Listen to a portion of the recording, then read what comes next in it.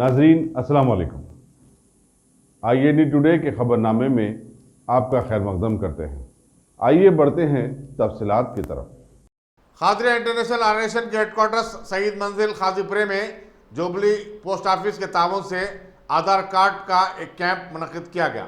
इस 4 रोज़ा कैंप में आधार कार्ड की नई दरखास्तों के अलावा नामों की तस्हीह और पते की तब्दीली का काम अंजाम दिया गया। सदर ऑर्गेनाइजेशन सैयद अहमदुल हुसैनी सईद खादरी ने बताया कि दरखास्त गुजारों से सिर्फ सरकारी तौर पर मुकर्ररा 50 रुपये की फ़ीस वसूल की गई। अस्सलाम वालेकुम रहमतुल्लाहि व बरकातुहू। खादी इंटरनेशनल की तरफ से आज जो 19 तारीख के दिन पहला जो आधार कार्ड कैंप किया गया था, उस दरमियान जो सो डिपार्टमेंट ऑफ पोस्ट की तरफ से जो सो एक मिशन लाए थे। उसके बाद में मजीद जो सो यहाँ पे जो मैडम और यहाँ के लोग विजिट करने के बाद जो दौरा किए, उसके बाद में लाल दरवाज़ा शालीबंडा और जो हमारे हिंदू मुस्लिम जितने भी भाई हैं वो सब लेके आने के बाद डिपार्टमेंट की तरफ से जो सो मिशन का एक्स्ट्रा मिशन यहाँ पे आया। वो एक्स्ट्रा मिशन आने के बाद सईदुल खादरी साहब जो सो जब उनके जो अपने मुरीदीन और तमाम लोगों को पहले सबसे पहले ये ऐलान किया कि ये गवर्नमेंट का डिपार्टमेंट है, यहाँ पर जो फीस कलेक्ट किए डिपार्टमेंट की तरफ से है वो डिपार्टमेंट की फ़ीस से हट के 1 रुपया किसी को देना नहीं है। ये सबसे काबिल मुबारकबाद सईद साहब का जो ऑर्गेनाइजेशन की तरफ से जो पेश किए, ये सबसे काबिल मुबारकबाद है। उसी लिहाज से जो काम हुआ, उसके बाद मजीद जो 2 के बाद 3 के बाद 4 मिशन यहाँ हुए और फिर पोस्टल डिपार्टमेंट की तरफ से वहाँ के DO, वहाँ के ASO तमाम लोग यहाँ पे आने के बाद ये चीज़ जो मुतमईन तरीके से होके गए। मैं पुराने शहर में सईद साहब को काबिल मुबारकबाद देता हूँ कि जो ये जो क्या काम किए हैं और मैं इनको दिली तमन्नाओं से उनका बेहद शुक्रगुजार हूँ। शुक्रिया अल्हम्दुलिल्लाह। अस्सलाम वालेकुम। ज़हीर साहब, इस कैंप के बारे में कुछ बता सकते हैं आप? माशाल्लाह देखा हुआ 3-4 दिन से पब्लिक बहुत आ रही है पर खादीपुरा शरीफ में, जैसे शहीद मंदिर में देखा हूँ काफ़ी लोग दूर दूर से आ रहे हैं, मुस्लिम भी आ रहे हैं, हिंदू भी आ रहे हैं और तमाम लोग आके फ़ायदा उठा रहे हैं। अब जो देख रहे हैं खादिया इंटरनेशनल लगा हुआ है यहाँ पर माशाल्लाह। ऊपर यहाँ भी एक क्या बोलते हैं आपके काउंटर, एक यहाँ काउंटर है, मैं काउंटर है, ऊपर 3 काउंटर है टोटल माशाल्लाह 5 काउंटर यहाँ पर चल रहे हैं। फीस के ताल्लुक से क्या बता सकते हैं? वो 50 रुपये जो फीस है वही ले रहे हैं या फिर कुछ एक्स्ट्रा है? बड़ों से 50 रुपये ले रहे हैं और कोई बच्चों से किसी से पैसे नहीं ले रहे और तकरीबन यहाँ पर बच्चे भी काम अच्छा कर रहे हैं यहाँ पर और कई लोग फ़ायदा उठा रहे हैं। हमारी ये आदत क्या और 4 दिन 8 दिन बढ़ाए तो और लोग आते थे, लोग आके हम तो मस्जिद में पूछे अरे भाई अभी कितने दिन तक है, बोला अभी तो चल रहा अभी हफ्ते तक तो बोले थे और कुछ दिन बढ़ने के इम्कान थे। और आप देख रहे हैं आप यहाँ पर सारी की ये जो बिल्डिंग है इसमें काफ़ी लोग मॉनिटर भी काम अच्छे काम कर रहे हैं। हम यहाँ ये लोगों को खाने का भी इंतजाम किए काम करने वालों को और यहाँ पर जो मॉनिटर काम कर रहे हैं उनको भी खाना चाहिए दे रहे हैं, अच्छी सर्विस हो रही है यहाँ पर और कोई किसी लोगों को तकलीफ नहीं हो रही, सुकून से हो जाता है, लड़ाई झगड़ा नहीं हो रहा, शांति हो रहा है। पब्लिक को भी जैसे यहाँ पर हॉल में अच्छा बिठा के रेस्पेक्ट देके सबको अच्छा करा रहे हैं, स्टेप बाई स्टेप करा रहे हैं और जो यहाँ पर काउंटर्स लगाए इसलिए भी पब्लिक एकदम फ्रीली बिना डिस्टर्बेंस के काम करा और अल्हम्दुलिल्लाह खादिया इंटरनेशनल ऑर्गेनाइजेशन और मौलाना सईद खादरी साहब यहाँ तकरीबन लोगों को यहाँ पर जो काम करने वालों को खाना भी खिला रहे हैं, चाय पिला रहे हैं और मॉनिटर को भी ये लोग कर रहे हैं, मॉनिटर को भी कर रहे हैं और जो लोग आ रहे हैं तो सबको पहले क्या करें टोकन दे दिए, टोकन देने से आसानी होगी, आसानी से तो मुझे अंदर आ खुद आपकी हमारी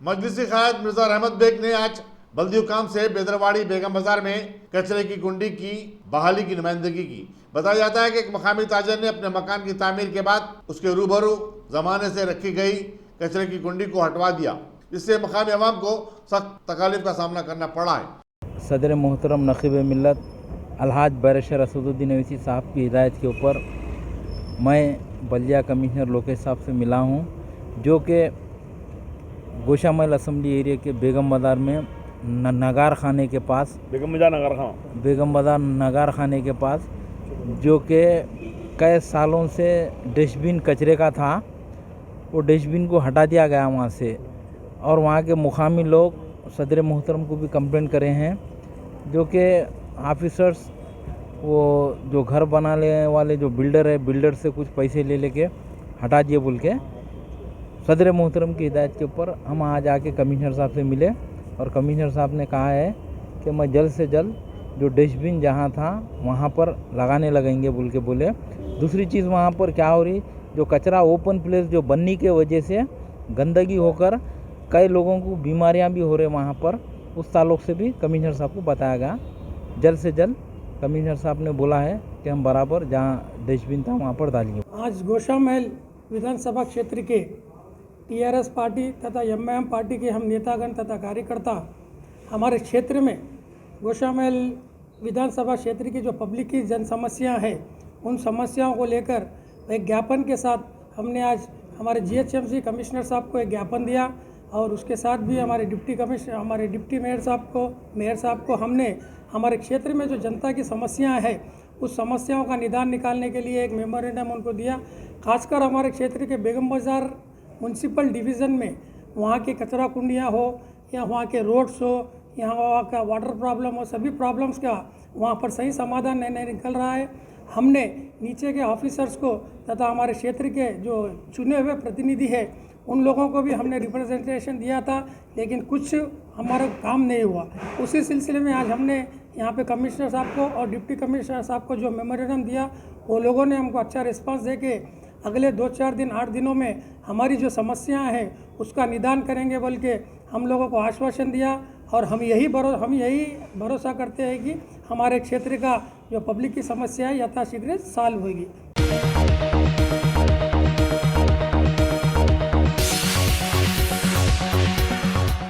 रियासती वज़ीर अखिलती बहबूद कपूला ईश्वर ने इस साल क्रिसमस की तकारीब के सिलसिले में एक जायजा इजलास तलब किया।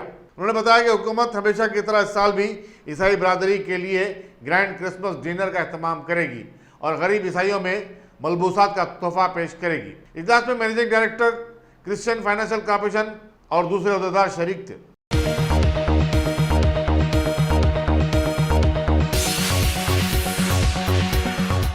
क्या आपने उम्रा का इरादा कर लिया है? तो फिर अकबर ट्राइबल सर्विसेज को तरजीह दें।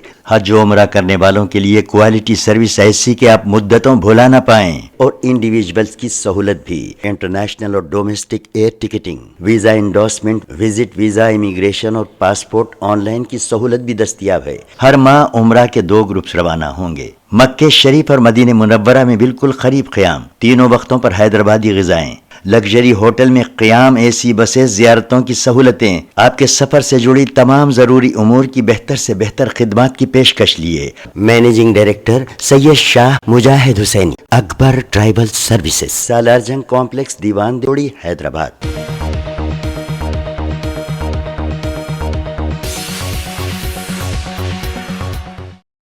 मजलिस सदर और रुकन पार्लियामेंट बैरिस्टर असदुद्दीन अवैसी की हिदायत पर कारवान के मजलिस रुकन असम्बली कौसर मयूद्दीन ने शेखपेट डिवीजन के तहत कुली कुतुब शाह नगर और तेजा कॉलोनी का दौरा किया। उन्होंने वहां के बंदी मसाइल की यकसुई के लिए मुताल्लिका अहदेदारों को हिदायत दी। इस दौरे में शेखपेट के कॉर्पोरेटर राशिद फराज, नाना नगर के कॉर्पोरेटर मोहम्मद नसीरुद्दीन, गोलकुंडा के नुमाइंदा कॉर्पोरेटर अजीज खां पठान, टोली चौकी के नुमाइंदा कॉर्पोरेटर हारून फरहान और दीगर मजलिस कारकुन की बड़ी तादाद उनकी हमरा थी।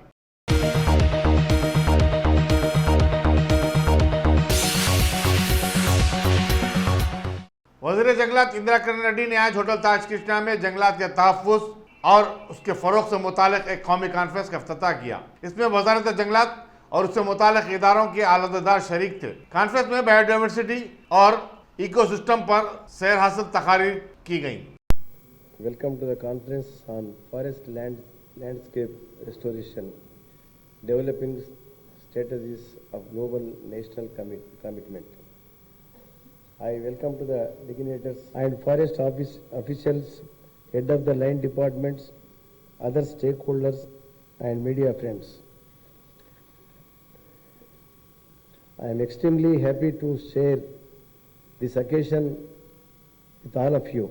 Telangana state is traditionally known for rich program of massive afforestation, rejuvenation of degraded forest and soil and moisture conservation by the name Telanganaku Aritaharam.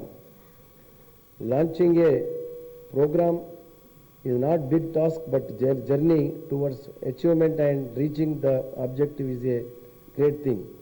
This state is already provided it in many schemes for shown cases before the nation under the dynamic leadership of our K.G. Chandrasekhar Rao, Chief Minister. One of the such great achievements is Kaleshwaram irrigation project. Within a short span of 3 years in achievement of its targets, Telangana state become as a role model in the country in terms of development of the region as well in terms of welfare of the people. We committed for sustainable developments. On green programs continuing Telangana Ko Haritaram program, encouraging green building concept, amended the Panchayat Raj Act 2018 and have a nursery in every panchayat. Also, top priority given plantation in recent 30 days rural program, conducting programs continuously to improve inside and outside forest. The state is already achieved the restoration of 3 lakh hectares of degraded forest area and aim to achieve by about 1 million hectare in the phased manner in next 5 years. 2,65,000 hectares covered under assisted forest and rejuvenated in restoration program by way of boundary protection, soil moisture conservation and fire management conservation, so on and so forth. This type of conference always yield best results with knowledge of sharing.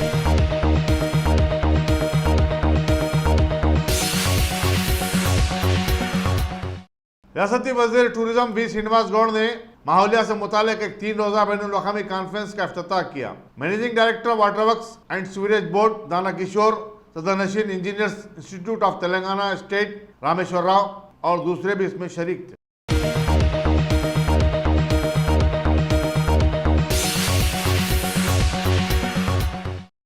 Telangana Pradesh Congress committee के कारकुजा सदर पूनम प्रभाकर साबिक MP ने RTC की हड़ताल पर BJP के दोहरे मेयार को सख्त तनकीद का निशाना बनाया। एक प्रेस कॉन्फ्रेंस से खिताब करते हुए उन्होंने कहा कि बीजेपी 47 दिनों के बाद होश में आई है और अब जाके मरकजी वजीर ट्रांसपोर्ट नितिन गडकरी से मिलकर हड़ताल का मसला उठाया। हालांकि इसे इकदाम पहले करना चाहिए था। उन्होंने बताया कि हड़ताली मुलाजिमीन के साथ कांग्रेस के कायदीन ने शाना बशाना जद्दोजहद की और अपनी गिरफ्तारियां भी पेश की। दूसरी तरफ बीजेपी का कोई भी कायद गिरफ्तार नहीं हुआ। భావాన్ని కార్మిక సంఘాలకు చెప్తున్నప్పటికీ కేంద్రంలో 30% వాటా ఉన్నటువంటి భారతీయ జనతా పార్టీకి సంబంధించి ఒక విశ్వాసంతో ఈ రోజు ఉద్యమం చేస్తున్నటువంటి సందర్భంగా మీరు జోక్యం చేసుకోమని చెప్పి అధికారికంగా అనేక సందర్భాల్లో కోరడం జరిగింది। కానీ ఒకసారి కేంద్ర ప్రభుత్వం గవర్నర్ గారి ద్వారా నివేదిక తెప్పించుకున్నట్టుగా దాని తదుపరి बीजेपी अध्यक्षुడు లక్ష్మణ్ గారు ఢిల్లీకి వెళ్ళి అమిత్ షాకు అదే విధంగా సంబంధిత వాళ్లకు ఈ యొక్క అంశం గురించి వివరించినట్టుగా వారే స్వయంగా వెల్లడించారు। ఇవాళ రేపో ప్రభుత్వానికి సంబంధించినటువంటి సూచనను లేదా న్యాయస్థానం తీర్పు ఇచ్చిన తర్వాత ఆర్టీసీ సమ్మెపై ఉన్నటువంటి న్యాయం జరుగుతుందనే ఆశ సన్నగిలినటువంటి పరిస్థితుల్లో కార్మికులు 49,000 కుటుంబాలు కొట్టుమిట్టాడుతుంటే మెల్లగా నిన్న ఫేస్ సేవ్ చేసుకోవడానికి గడ్కరీ గారితో సమావేశమైనరు, ఇలా సంతోష్ గంగ్వార్ తోటి సమావేశమైనరు కార్మిక శాఖ మంత్రి। నేను అడుగుతా ఉన్న ఈ బీజేపీ పార్లమెంట్ సభ్యులు కిషన్ రెడ్డి గారు మంత్రితో సహా ఈ తెలివి గత 45 రోజుల కింద ఆర్టీసీ సమ్మె ప్రారంభమైన మొదటి వారంలో ఎందుకు మీకు సోయలేదు? మీకు 30% వాటా ఉందని తెలిసి కూడా ఈ ఆర్టీసీ కార్మికుల సమ్మె న్యాయమైంది, వాళ్ళేం గొంతెమ్మ కోరికలు కోరతలేరు, వాళ్ళకి న్యాయమైన సమస్యలు పరిష్కరించడానికి కార్మిక శాఖ జోక్యమో కేంద్ర ప్రభుత్వ జోక్యమో చేసుకొని ఒక తెలంగాణ రాష్ట్రం రవాణా శాఖ ఫెడరల్ సిస్టంలో 2 రాష్ట్రానికి కేంద్రానికి సంబంధం ఉన్నటువంటి అంశం, అటువంటి అంశం మీద మాట్లాడకుండా ఉండి నిన్న మాత్రం 4 పార్లమెంట్ సభ్యులు కలిసి ఫోటోలు దిగి మేము చూస్తూ ఊరుకోమంటా ఉన్నాడు। తాళపత్రికల్లో మేము చూస్తూ ఊరుకోమని ముఖ్యమంత్రికి ఫోన్ చేస్తే కూడా కనీసం లైన్లో రాలేదని చెప్తా ఉన్నటువంటి పరిస్థితి చూస్తే ఈయన ప్రధానమంత్రి గారిని కలవడానికి అపాయింట్మెంట్ దొరుకుతుంది, కొడుకు అమిత్ షా గారిని కలవడానికి టైం దొరుకుతుంది. భారతీయ జనతా పార్టీ రవాణా శాఖ మంత్రి రోడ్ అండ్ ట్రాన్స్పోర్ట్ గడ్కరీ గారు మాట్లాడతామంటే మాత్రం టైం దొరకలేదు, కలుస్తలేదు చీఫ్ మినిస్టర్ కంటే. భారతీయ జనతా పార్టీ తెలంగాణ సిగ్గుతోటి తల వంచుకోవాలి. నేను గతంలో కూడా చెప్పిన, కాంగ్రెస్ పార్టీ అనేక సందర్భాలలో చెప్పింది, బీజేపీది టీఆర్ఎస్ పార్టీది WWF ఫైటింగ్ లాగా ఇదంతా కూడా గల్లీల ఫైటింగ్, ఢిల్లీలో దోస్తారని చెప్పినాం. ఈరోజు నిజంగా కాకపోయినట్టయితే గతంలో నడ్డా గారు ఇక్కడికి వచ్చినప్పుడు నడ్డా అడ్డా కాదు అని చెప్పినటువంటి సందర్భంగా నడ్డా మాట్లాడినటువంటి వ్యాఖ్యల మీద సిబిఐ ఎంక్వైరీ చేయించండి, విజిలెన్స్ ఎంక్వైరీ చేయించండి. నిజంగా మీరు ఈ ప్రభుత్వం అవినీతి ఆరోపణల మీద మీరు చేసిండ్రని అనుకుంటే ఆ ఆరోపణల మీద మీరు విచారణకు ఎందుకు ఆదేశిస్తలేరని లెటర్ రాసినాం. అమిత్ షా రియాక్ట్ కాకపోతే నాకు రిప్లై ఇచ్చింది, మీ లెటర్ ముట్టింది నాకని. కానీ ఏం యాక్షన్ లేకపోతే ఆ లేఖ కాపీని జత చేస్తూ నేను బీజేపీ లక్ష్మణ్ గారికి కూడా పంపిన, అయ్యా నీ అఖిల Bharatiya Janata party working president ఇక్కడికి వచ్చి టీఆర్ఎస్ మీద చేసినటువంటి విమర్శల పేపర్ క్లిప్పింగ్లు ఇవి, ఇగో వీటిని ఎందుకు ఫిర్యాదు రూపంలో మీరు చేస్తలేరు, ఎందుకు చర్యలు తీసుకుంటలేరు, వాటినే తూతూ మంత్రంగా పత్రికలకు మాత్రమే పరిమితమా అని అడుగుతున్నాం. మేము లిఖితపూర్వకంగా ఫిర్యాదు చేసిన కాపీని కూడా ఇచ్చినాం, అయినా చలనం లేదు. ఇలా అడుగుతాను ఒకటే, ఆర్టీసీ కార్మికులకు సంబంధించినటువంటి ఇలా పాపం ఇంతమంది ఆత్మహత్య కావచ్చు, గుండెపోటు కావచ్చు, ఇవాళ కూడా ఒక కార్మికుడు చనిపోయిందని చెప్తా ఉన్నారు. ఇటువంటి పరిస్థితులల్లా దీనికి టీఆర్ఎస్ ఎంత బాధ్యత ఉన్నదో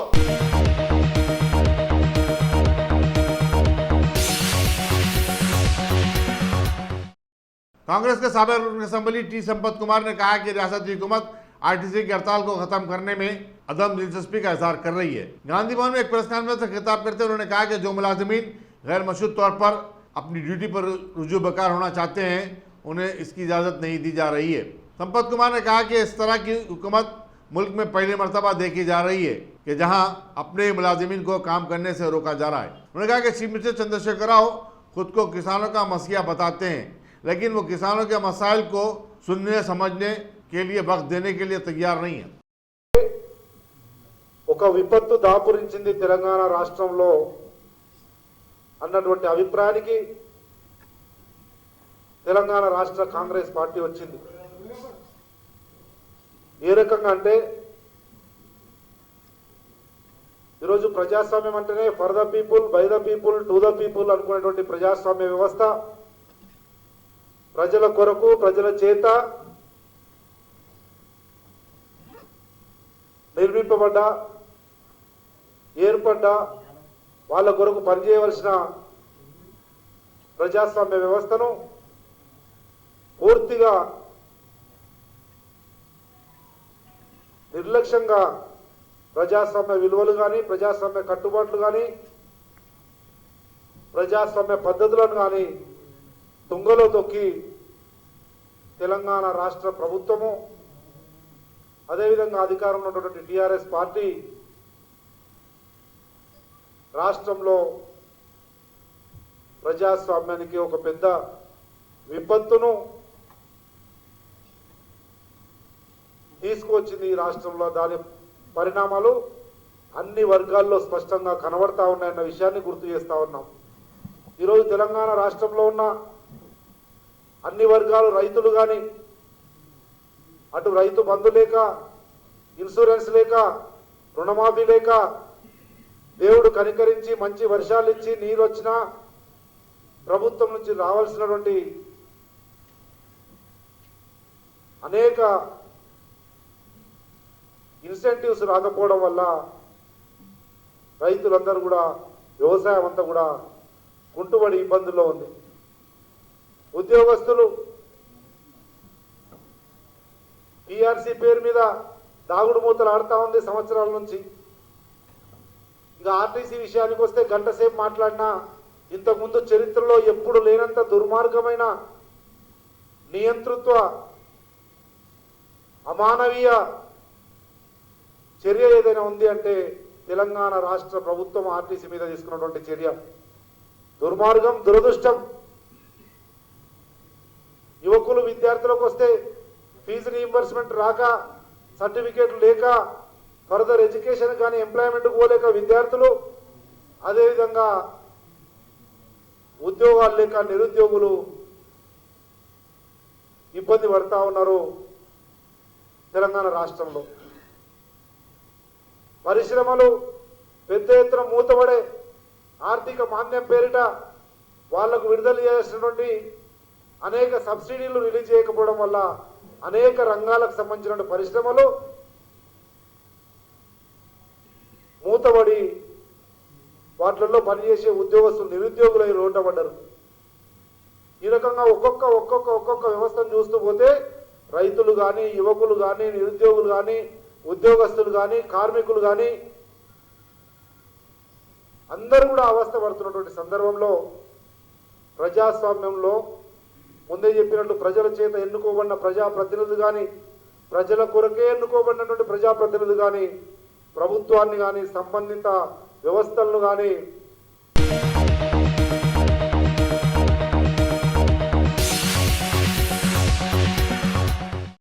हाईटेक सिटी और रायदुर्ग के दरमियान मेट्रो रेल के तीसरे कॉरिडोर का 29 नवंबर को इफ्तिताह अमल में आएगा। हैदराबाद मेट्रो रेल के मैनेजिंग डायरेक्टर एनवीएस रेड्डी ने आज हैदराबाद मेट्रो रेल और एल&टी के अहदेदारों के साथ इस रूट पर तेजी के साथ जारी मुकम्मल काम का जायजा लिया। उन्होंने बताया कि मेट्रो रेल सेफ्टी के कमिश्नर जनक कुमार गर्ग 26 से 27 नवंबर को महीने के बाद सेफ्टी क्लियरेंस देंगे। एनवीएस रेड्डी ने बताया कि इस रूट पर मेट्रो के जरिए सफर करने वालों की तादाद में मजीद 40,000 का इजाफा होगा।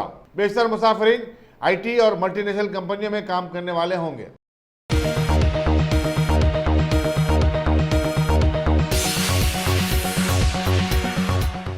नारजोन की पुलिस टास्क फोर्स ने खुद को कार डीलर और बैंकों का एजेंट बताकर लोगों से रकम लूटने वाले धोखेबाज एम सुरेश को गिरफ्तार कर लिया है। पुलिस के मुताबिक उसकी धोखाधड़ी का शिकार अक्सर वो लोग होते थे जिन्होंने खर्च पर बाइक्स हासिल की थी और किसी वजह से अपनी अक़सात अदा करने से कासिर थे।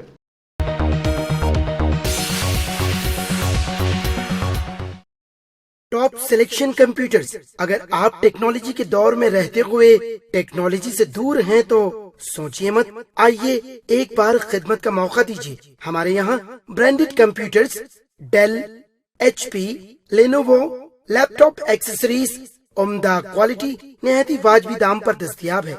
स्कूल, कॉलेज, कॉर्पोरेट, ऑफिस वगैरह में बल्क क्वांटिटी में सप्लाई की जाती है। इसके साथ साथ हमारे यहाँ माहिर टेक्नीशियंस की निगरानी में रिपेयर की सहूलत भी मौजूद है। अगर आप अपने घर, दुकान, सोसाइटी, स्कूल वगैरह को सेफ और क्राइम फ्री बनाना चाहते हो तो इंस्टॉल कीजिए सीसीटीवी कैमरा जो HD क्लियरिटी के साथ दस्तयाब है। गुज़िश्ता 10 साल से मुल्क भर में अपनी इन तमाम खिदमात को जारी रखते हुए आपके एतमाद को बरकरार रखने वाला नाम top selection computers, Vijayanagar colony beside Riyan hotel Hyderabad. Director Syed Rashid Ali. Phone 9849715954। Top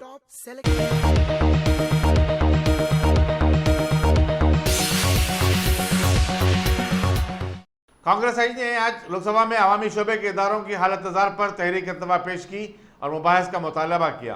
Congress के कायद अधीर रंजन चौधरी ने इल्जाम आयद किया कि हुकूमत चंद मखसूस सनती घरानों को फायदा पहुंचाने के लिए अवामी शोबे के इदारों को तबाह कर रही है। उनकी माली इमदाद करने के बजाय उसको खानगी इदारों के हवाले किया जा रहा है। उन्होंने BSNL, इंडियन रेलवेज और भारत पेट्रोलियम कंपनी जैसे इदारों का हवाला भी दिया। राज्यसभा में भी एक तहरीक इल्तवा पेश की गई है। has been resorting to the selling of government PSU stakes only to fund the exchequer, much to the disservice of our economy. Sir, just for example, I am referring the case of HPCL. HPCL. Do you know, sir, what is HPCL? The importance of HPCL has been derogated by this government. that the government is trying to evade Parliament scrutiny with. मानिए आप कोई question लेके आए In 2003, just listen. Just in 2003, Supreme Court made it clear in the context of BPCL and HPCL that they cannot be disinvested without the concurrence of the Parliament. The Parliament की concurrence नहीं लिया जाता है. Sir एक के बाद एक हमारे प्रॉफिट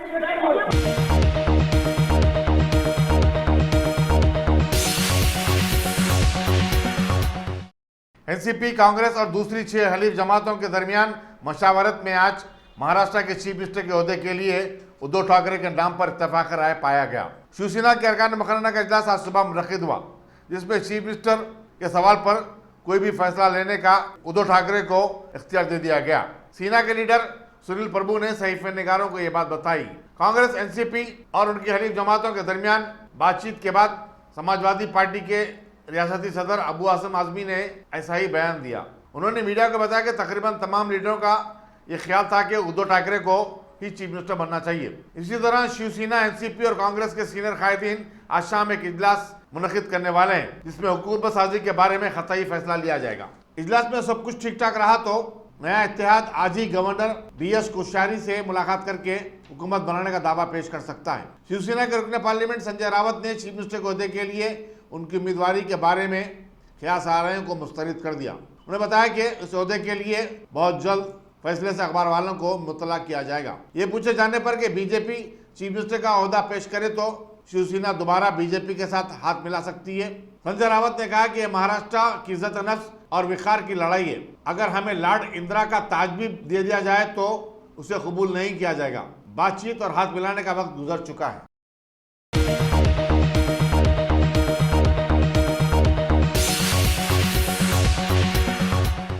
IIT मद्रास की तालिबा फातिमा लतीफ की मौत की CBI तहकीकात का मुतालबा करते हुए NSUI ने मद्रास हाईकोर्ट में रिट दरखास्त दाखिल की है।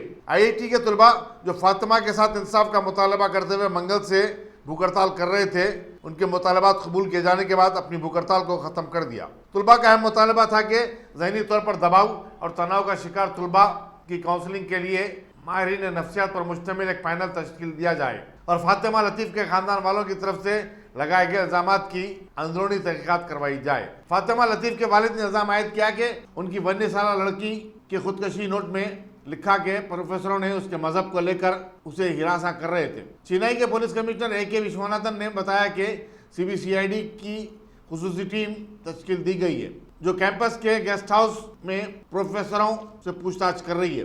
फातिमा लतीफ़ कैंपस के सरायो हॉस्टल में मुकीम थी।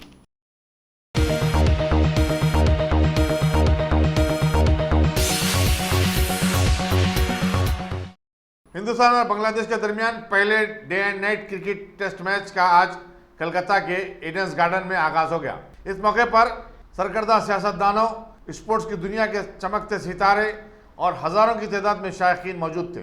बांग्लादेश की वज़ीर-ए-आज़म शेख हसीना और मगरबी बंगाल की चीफ मिनिस्टर ममता बनर्जी ने ईडन गार्डन में घंटी हिलाकर खेल के आगाज का रस्मी ऐलान किया। तकरीबन 4 साल के पसोपेश के बाद हिंदुस्तान ने day night cricket test match खेलने पर आमदगी जाहिर की है। BCCI के नए सदर सौरव गंगुली के सर इसका सहरा जाता है। 4 दिन तक जारी रहने वाले इस मैच के सारे टिकट पहले ही फरोख्त हो चुके हैं। स्टेडियम के बाहर टिकट ब्लैक में 5 गुना ज्यादा कीमत पर फरोख्त किए जाते हुए देखे गए। शेख हसीना और ममता बनर्जी का स्टेडियम में दाखिले पर शानदार खैर मकदम किया गया। पुलिस बैंड सामे नवाजी कर रहा था। स्पोर्ट्स की दुनिया के जो सितारे ईडन गार्डन में मौजूद थे उनमें Sachin Tendulkar, Olympic hero Abhinav Bindra, P Gopichand, PV Sindhu, Sania Mirza, मेरी कॉम वगैरह शामिल थे। कलकत्ता की अहम यादगारों जैसे शाहिद मीनार और कलकत्ता के पार्क्स को बरखी खमखमों से सजाया गया है।